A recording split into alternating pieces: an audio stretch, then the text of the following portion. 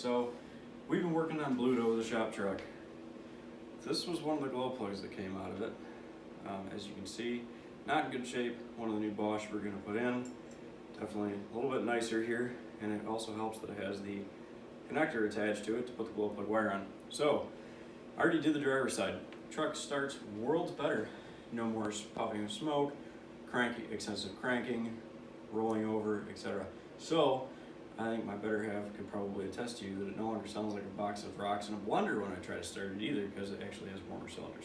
So, that being said, glow plugs. I'm going to take out the inner fender on the passenger side and show you guys how to work around the turbocharger, because unfortunately, that's the hard side.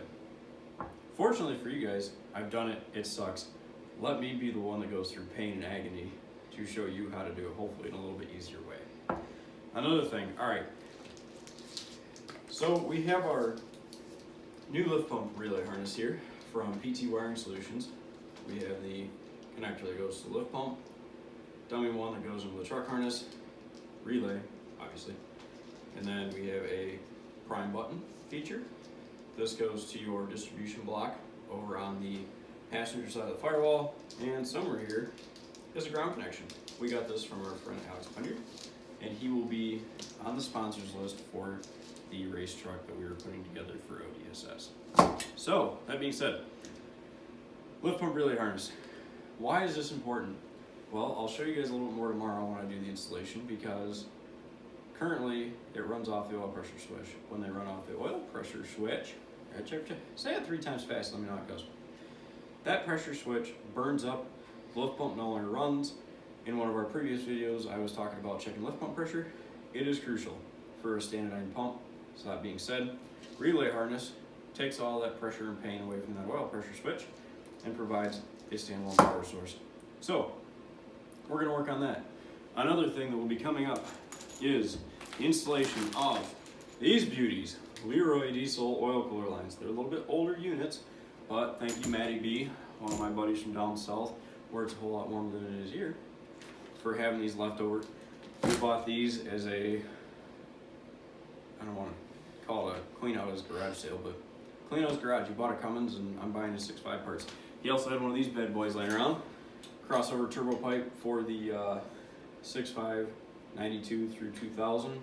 This is the Diamondite one, and as you can see, Diamondite pipe is very long and very well inserted. I hate when I get my pipe stuck. Okay, they're 2-piece. It's kind of nice because you put one side on, with the other side on, and you slip them together, play with them until they're level, and get them nice and locked together. So, Jordan has been able to listen to me cuss and swear while laying under the truck the last few nights, because I got 5 out of 6 bolts out. One broke. Well, needless to say, I've determined after doing further investigation that that one was welded from the backside. So I'll get to drill it out, and maybe I'll show you guys the whole process of center punch, drill, tap, repeat. In the event you break a bolt off, put one of these on.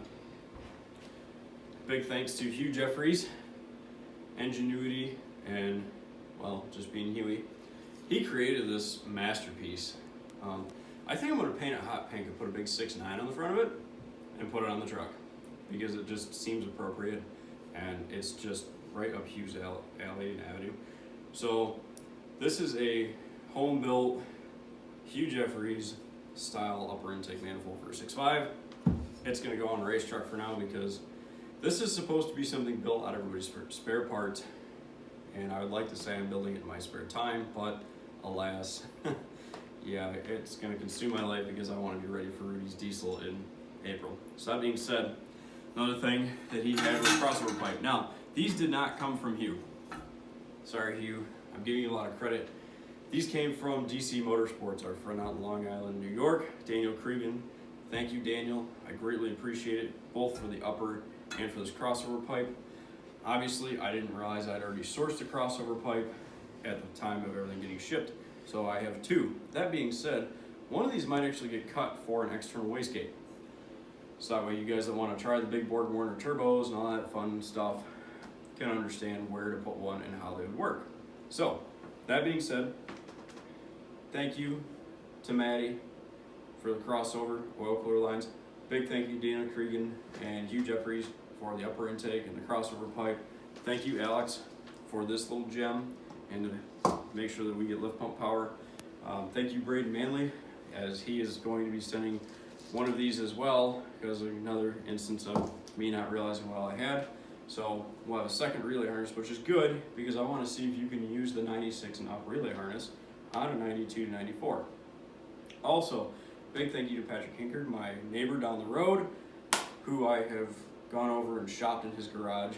He parts out 6.5s, so I sprinkle old performance parts his way and he sprinkles stock parts my way to help try to get things put together. So thank you Pat, I dearly appreciate it.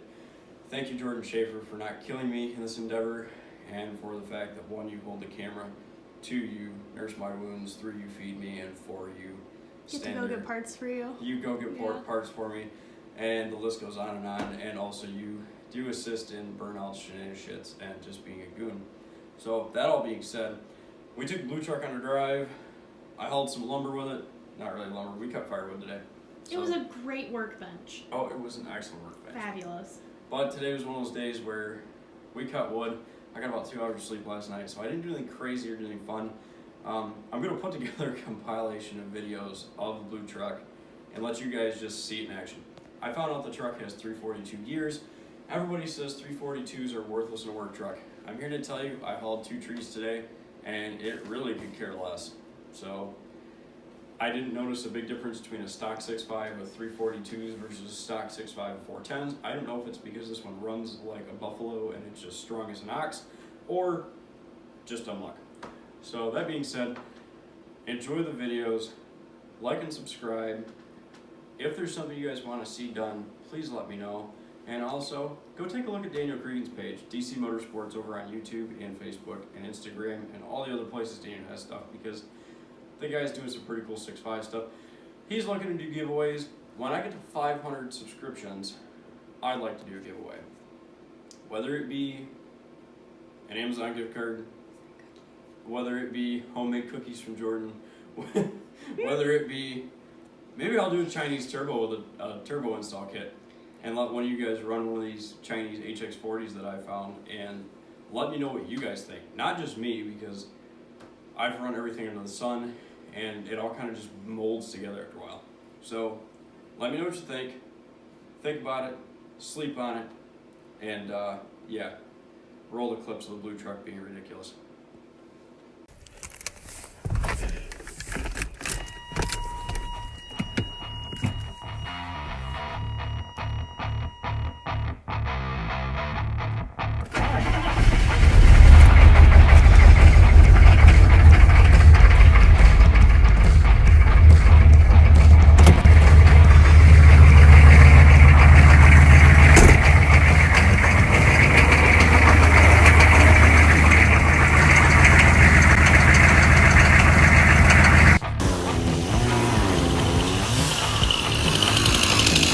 On this episode of Ginger Snap Customs, we're using the blue truck to haul wood.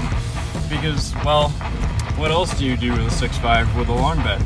You haul firewood out in the woods. See, we're in the woods. Well, there's my brother and his friend Jacob.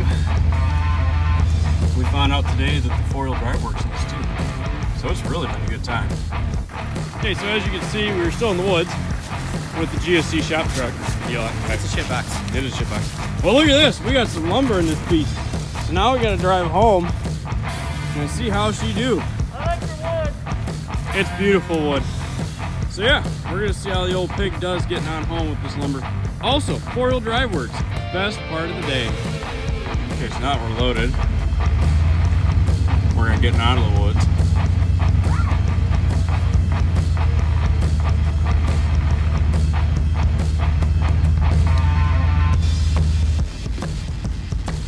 So the front drive shaft definitely needs U-joints.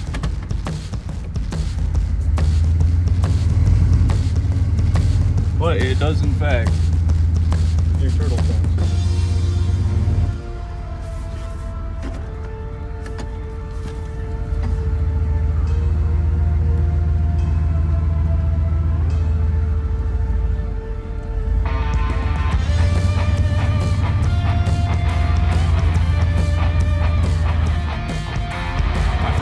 Jeeps. It's a Jeep thing. You wouldn't understand about trails. No, absolutely not. Especially in a full-size pickup truck.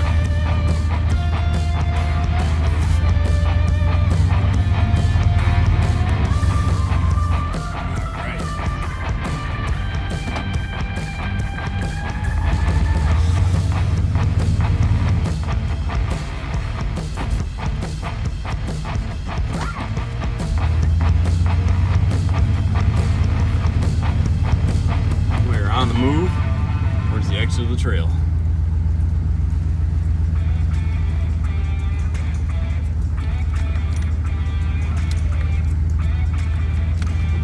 Now we'll get out on the road and we'll see how she does. Alright, so we're out of the woods, we're on the road, and I'm gonna see if these 342 gears are gonna be the bane of my existence, or if this thing actually isn't that bad when you're getting down the road loaded.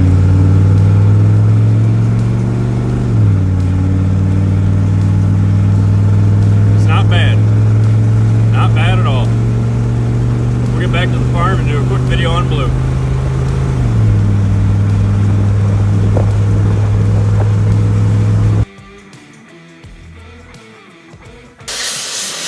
When we break our skin on the trailer hitch and it won't come out, we get the liquid smoke wrench out to take trailer hitches off. Liquid smoke wrench, fire wrench, whatever. We're what you call unprofessional. Don't try this at home. Thank you, sir.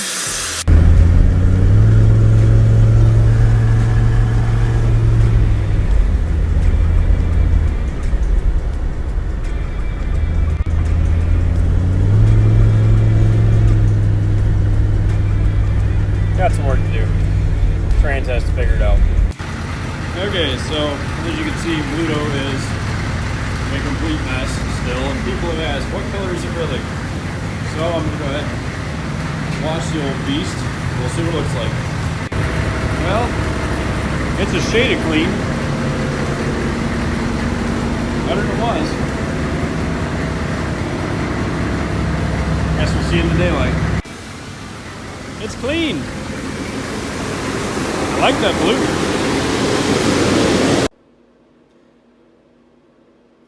Alright, now that you've watched the videos and you've perused through some of the Ginger Snap stuff, if there are things that you guys want to see done or you have questions, feel free to hit us up at Ginger Snap Customs, Facebook, Instagram, like and subscribe to the YouTube channel.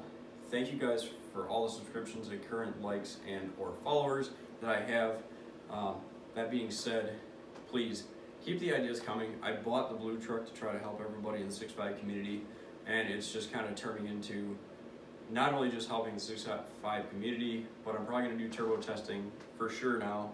I'm probably going to do intercooler testing. So if there's data you want to see, no, I'm old school. I do not have the funds to do a Banks data monster. I don't have the money to do a full edge data logger kit. So unfortunately, Jordan and I will be setting up cameras in the cab, and I will be running all analog gauges. Yeah. Set cameras right here. So, thank you to all my subscribers and everybody involved. Keep up the good work of throwing different ideas my way. Let me know if there's something that I can do on the truck that could potentially benefit the rest of the community. And thank you, all of you.